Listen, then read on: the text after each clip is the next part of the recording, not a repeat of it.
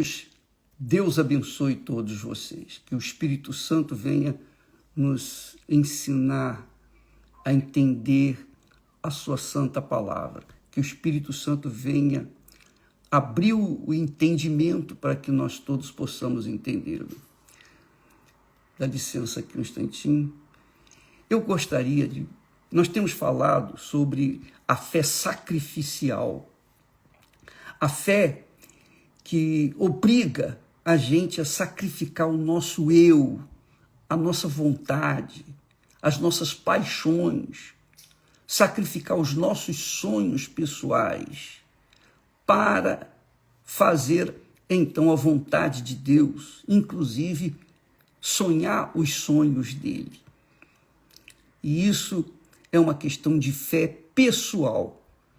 Quando nós temos um encontro com Deus, obviamente esse encontro faz nascer dentro de nós uma fé inabalável, capaz de vencer o mundo, o diabo, o mundo, vencermos a nós mesmos, para que venhamos, então, fazer a vontade de Deus e, consequentemente, recebermos a bênção dele, a bênção da salvação, que é a bênção maior. É claro que o sacrifício que nós estamos tratando, a fé sacrificial que nós estamos tratando, não é para a gente se salvar, não, pessoal.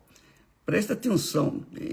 A fé sacrificial, Jesus fez por nós, ele pagou o preço pela nossa salvação. Tudo que nós temos que fazer é crer, acreditar no que ele fez e agir de acordo com a sua vontade.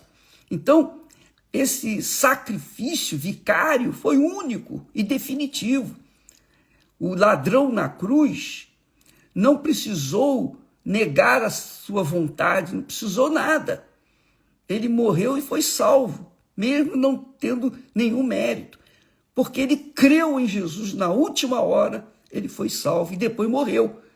Só que, para a gente alcançar essa salvação, a cidade celestial que Deus prometeu a Abraão, e que Jesus fala lá em Apocalipse, a cidade celestial, para nós herdarmos, nós temos que manter a nossa fé. E a fé, a crença em Jesus, exige que nós venhamos negar o nosso eu, negar as nossas vontades, colocá-lo em primeiro lugar na nossa vida. Então, diante da visão da fé, a fé sacrificial, o sacrifício nosso é simplesmente negar a nós mesmos. Jesus disse: quem quiser, se alguém quiser vir após mim, negue-se a si mesmo. E para negarmos a nós mesmos, nós temos que sacrificar. Nós temos que ter uma fé de sacrifício. E esse sacrifício que nós estamos tratando. Então, quando nós negamos a ele, tomamos a nossa cruz e o seguimos, isso é sacrifício, sacrifício, sacrifício. Mas esse é o sacrifício que nós fazemos para mantermos-nos em comunhão com Deus, em contato com ele, a nossa salvação. E isso não é fácil. Mas os antigos, os heróis da fé, que sacrificaram, estes deixaram um referencial, um exemplo de fé a seguir.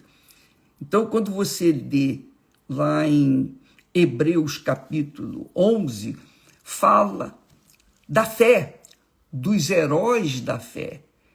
E veja só que todos eles sacrificaram para se manterem na fé. Então, o primeiro foi Abel. Abel sacrificou. Depois veio Enoque. E depois fala de Noé. Todos eles sacrificaram. Noé sacrificou 100 anos da vida dele construindo a arca, mas depois que estava construída, então ele salvou a si próprio e toda a sua família. Aí vem a fé abraâmica, a fé de Abraão. Abraão, quando chamado, nós falamos isso ontem, ele ouviu e obedeceu. Quando Deus disse para ele: Abraão, sai da tua terra, da tua parentela, da casa de teu pai, e vai para a terra que eu te mostrarei, para a cidade.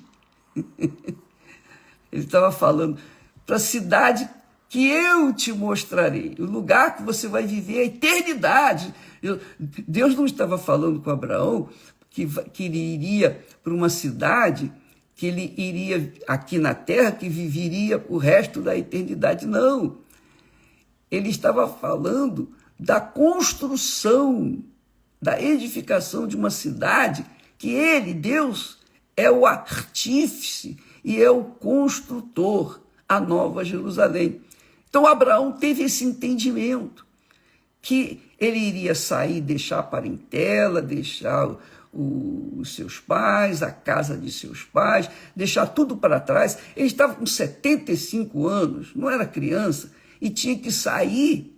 Ele não ia pegar avião, ele não ia pegar barco, ele não ia pegar automóvel. Não, ele ia andar de camelo, uma viagem longa, difícil, e sem qualquer conforto material. Mas ele fez esse sacrifício de deixar tudo para trás, porque ele tinha uma visão da fé que toma posse da eternidade, da Nova Jerusalém.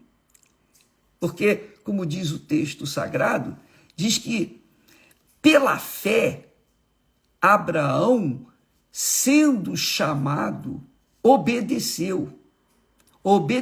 A obediência a Deus é um sacrifício. Porque para você obedecer a Deus, você tem que desobedecer, você tem que contrariar os seus próprios desejos, seu próprio coração, suas próprias vontades, seus próprios sonhos. Então, ele obedeceu, olha só, indo para um lugar que havia de receber por herança.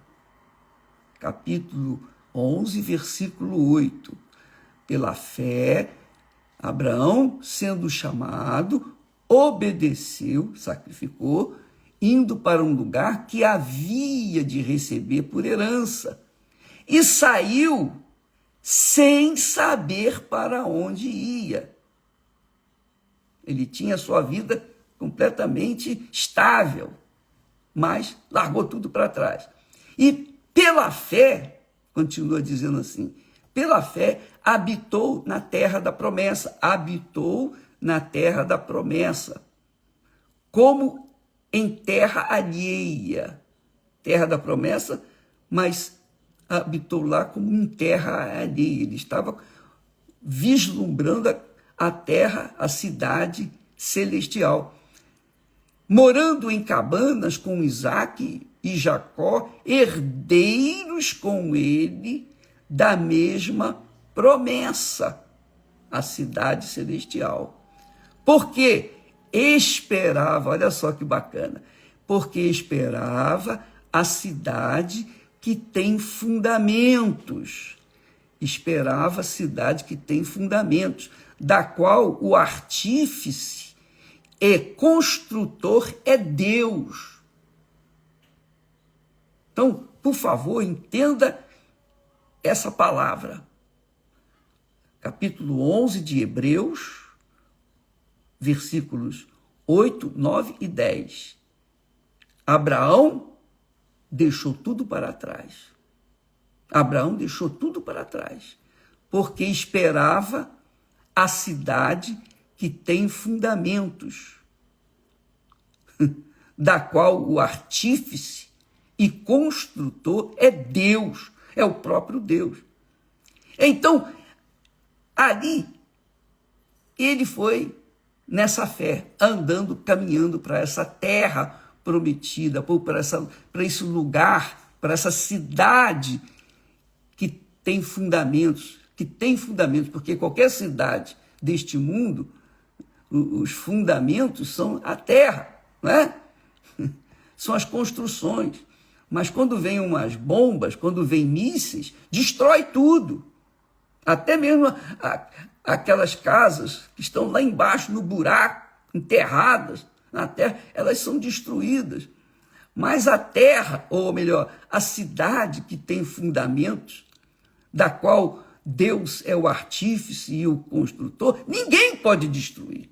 Porque é o próprio Deus quem construiu. E ele está falando aqui da Nova Jerusalém.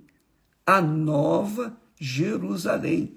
Então, diz o seguinte, que ele andou de tenda em tenda. Ele saiu de um lugar onde tinha uma casa, que era Harã, e agora estava andando de tenda em tenda.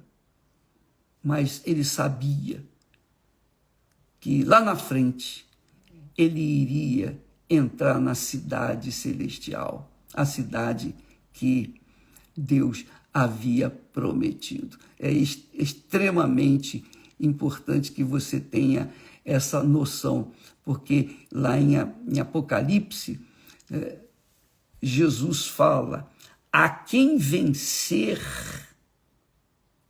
o quê? Vencer a si mesmo, vencer a sua carne, seus desejos, seus sonhos, abrir mão dos seus projetos pessoais, vencer o pecado, vencer o diabo, vencer o mundo. A quem vencer, eu o farei coluna no templo do meu Deus, e dele nunca sairá, coluna no templo do meu Deus, e escreverei sobre ele o nome do meu Deus, quer dizer, nessa coluna vai estar escrito o nome de Deus, que somos nós, e o nome da cidade do meu Deus, a Nova Jerusalém, que desce do céu do meu Deus, e também o meu novo nome. Jesus está falando, meu novo nome.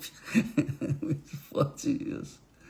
Lá em João, mais adiante, ele diz assim, e eu, João, vi a santa cidade, a Nova Jerusalém, que de Deus descia do céu, preparada como uma esposa adornada para o seu marido. Quando a noiva se arruma e vai para o altar encontrar o seu futuro marido, ela coloca a melhor roupa, ela põe melhor, pois assim Deus compara com a santa cidade, a Nova Jerusalém. Então, o que chama a atenção, que me chamou muita atenção, é que no versículo 13 de Hebreus, capítulo 11, no versículo 13, diz que todos aqueles que viveram na fé e pela fé, que sacrificaram, todos eles morreram na fé. Morreram na fé, quer dizer, passaram aqui por essa terra e foram para Deus. Todos estes morreram na fé, sem terem recebido as promessas. Sem terem recebido as promessas. Mas, vendo-as de longe, pela fé, quer dizer, a cidade de Jerusalém, a Nova Jerusalém, e crendo-as e abraçando-as, confessaram que eram estrangeiros e peregrinos na terra. Quer dizer, eles morreram naquela expectativa daquilo que Deus havia prometido. Eles morreram na fé de que viriam alcançar a cidade cujo construtor, o que edificou, o construtor, o próprio Deus construiu, então essa cidade é onde eles iriam herdar por toda a eternidade. Porque Deus não prometeu a Abraão simplesmente uma terra, uma cidade, uma vida melhor, só por 175 anos, de forma nenhuma. Deus estava falando com Abraão de coisa eterna. Deus não faz nada por enquanto, ele faz para toda a eternidade. Mas, quando a gente tem ou é ligado nessa fé, a gente crê nessa promessa de Deus, então a gente se torna, digamos, feliz, porque os nossos sonhos serão realizados, não importando se estamos aqui na terra ou se estaremos passando ou tendo passado por essa terra, estaremos lá no reino dos céus. Ele diz, muito legal, eu gostaria de ter palavras para exprimir isso, esse gozo, essa alegria, essa felicidade, essa esperança, essa fé que nós pegamos aqui nessas palavras, porque todos eles morreram na fé, e nós também provavelmente vamos morrer nessa fé, na mesma fé de Abraão, de Isaac, na mesma fé de Noé, na mesma fé de Abel, na mesma fé de todos aqueles que viveram pela fé. Mas, diz o texto aqui sagrado, eu quero repetir isso, todos estes morreram na fé, sem terem visto, ou sem terem recebido, melhor dizendo, sem terem recebido as promessas. Mas, vendo-as de longe, e é de longe que nós vemos pela fé, vendo-as de longe e crendo-as e abraçando-as, confessaram, reconheceram que aqui na terra eram estrangeiros e peregrinos, que é o que nós somos, estrangeiros e peregrinos. Não interessa se você tem passaporte de 2 países, 3 países, mas você sempre será, se você crê, um peregrino aqui nessa terra. A mesma coisa conosco. E ele diz aqui o texto seguinte, porque os que isto dizem, quer dizer, confessam, claramente mostram que buscam uma pátria, mas uma pátria eterna. Deus não promete nada para a gente apenas por 70, ou 90, ou 100, ou 120 anos, não, mas é por toda a eternidade. E diz mais, e se na verdade se lembrassem daquela de onde haviam saído, teriam oportunidade de tornar, quer dizer, de voltar. Se Abraão, na verdade, se lembrasse daquela cidade que ele saiu, de Harã, ele poderia até voltar, ter oportunidade de voltar, mas ele não quis nem lembrar do que passou. Ele olhava para frente, que é a fé. A fé remete ao nosso pensamento para frente, para o daqui para frente, não daqui para trás. Nós não ficamos pensando na morte da bezerra, nem do leite derramado. Nós olhamos para frente. Não adianta ficar choramingando o que passou, não. Nós olhamos para frente. Essa é a fé. E isso que fala aqui sobre Abraão.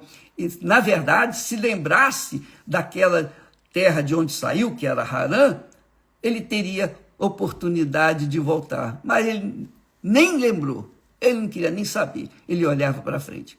Mas agora, versículo 16, agora, olha só que legal, desejam uma melhor, quer dizer, uma terra ou uma cidade melhor, eterna.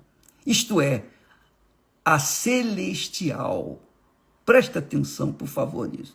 Mas agora desejam uma melhor, isto é, a celestial. Deixa eu repetir, por favor, com licença. Vou repetir aqui o texto. Diz o texto a partir do versículo 13.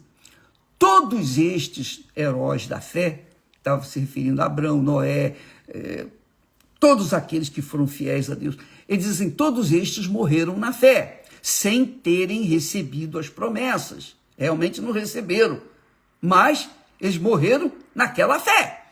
Mas, vendo-as de longe, quer dizer, as promessas de longe, e crendo nessas promessas, abraçando essas promessas, finalmente confessaram, olha, na verdade, nós somos estrangeiros e peregrinos aqui na terra.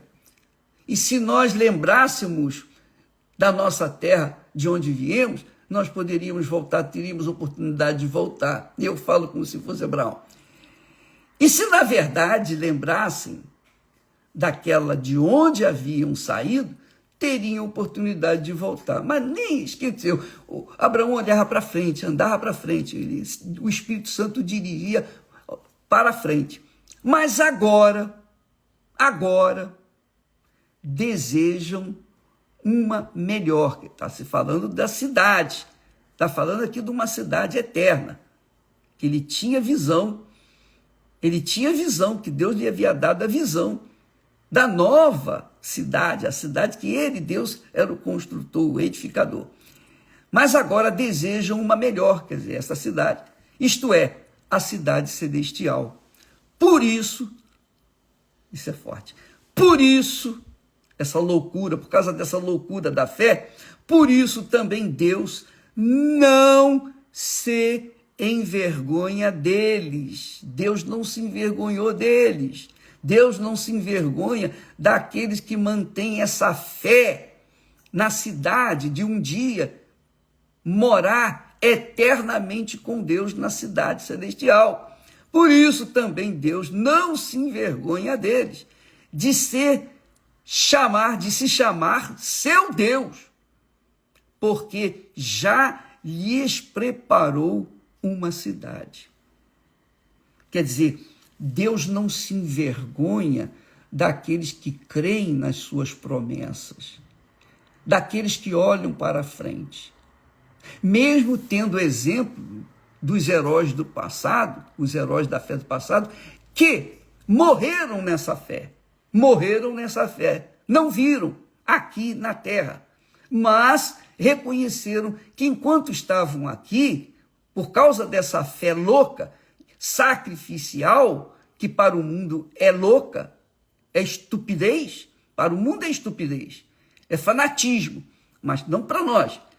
Para quem crê, é o poder de Deus, é a sabedoria de Deus.